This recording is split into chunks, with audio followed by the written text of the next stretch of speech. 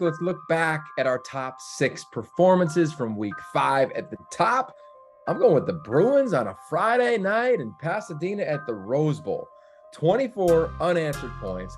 This offense was clicking. Dorian Thompson-Robinson, I think it was his most complete game on a big-time stage in his career. He's been there for a while, and yes, the stages only get larger and the lights only get brighter, but that's exactly how he wants it. Did it with his arm. Saw Jake Bobo making plays. Did it with his legs. UW saw that happen many times. He even did it as a blocker. In every way, his leadership traits continue to shine. Then defensively, I just think this team defensively, don't know enough about them based on their early schedule. We learned a lot against Michael Penix Jr. and UW. Big fan of Stephen Blaylock, Laiatu Latu against his former team. The defense came to play. They're going to have to do it again. But coming out of the weekend, they were the top story. The second most impressive thing of the weekend, well, it's Clark Phillips III with three picks. I was there in person in Rice-Eccles Stadium, and the first one, he just ripped it away from the wideout. The second one, he ran the route for the wideout and found his way to the end zone. And the final one, it was in his own end zone. What an acrobatic play to totally contort his body. It looked like a wideout making the play. Afterwards, I said, hey, Clark, did you ever do something like this before? And he said, oh yeah, in high school, I had 3 picks for 3 tugs. So he's used to getting his hands on the ball, but on a serious note, he's showcasing his ability to the rest of the country. He's an all-American player. He might be this year's version of Trent McDuffie, the first-round pick a year ago from Washington. He has shown up against big-time receivers time and time again. Drake London, Kyle Phillips, they'll have a chance again this weekend against UCLA. But coming out of Saturday, man, I was thinking about Clark Phillips III the entire flight home. The third most impressive thing of the weekend is a team that I believe should be in the top 25. You know what I'm saying, Coug Nation? Washington State. At halftime, you're thinking, okay, how's this thing going to finish? Then the Cougs come out and make plays in the second half, make adjustments in the second half. We get to see Cam Ward again in the second half. Most importantly, it's this defensive front. Brennan, Jackson, Ron Stone Jr., Jaden Hicks on the back end. They just have an impact on everybody that they have played at critical moments. They're going to have to do that again this weekend, and I feel as though Washington State is probably as confident as they have been in the last couple of years, especially under Jake Dickert's leadership. But that chip, I know you feel me, Coug fans, it only grows as you're sitting outside the top 25. And once again, I'll preach to the AP voters.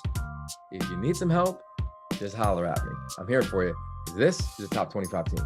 Number 4, when I'm talking about things that just stood out over the weekend, how about the bounce back of Caleb Williams? Coming off one of the more challenging games of his career at Oregon State on the road, comes to the friendly confines of the Coliseum, and he did what he did 2 weeks ago in terms of showcasing his escapability, but also his accuracy down the field. He was so impressive in only the 12th start of his entire career. Almost 350 yards passing, almost 50 yards rushing. He's going to continue to grow as the season unfolds. He's confident. He knows he can bounce back. And I think he likes a challenge when people doubting him. And that is what happened this past weekend as he goes 27-37. His accuracy continues to show up. This dude is an absolute baller. I cannot wait to watch Caleb Williams and USC as the stage gets bigger and more eyes go on the Trojans, as right now they sit at number 6 in America.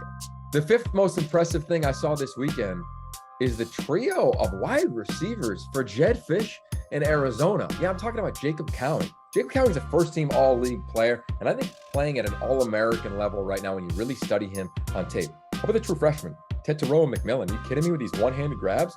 And speaking of one-handed grabs, Dorian Singer, it's like there's a competition at Arizona among the wideouts of who can make the more acrobatic catch.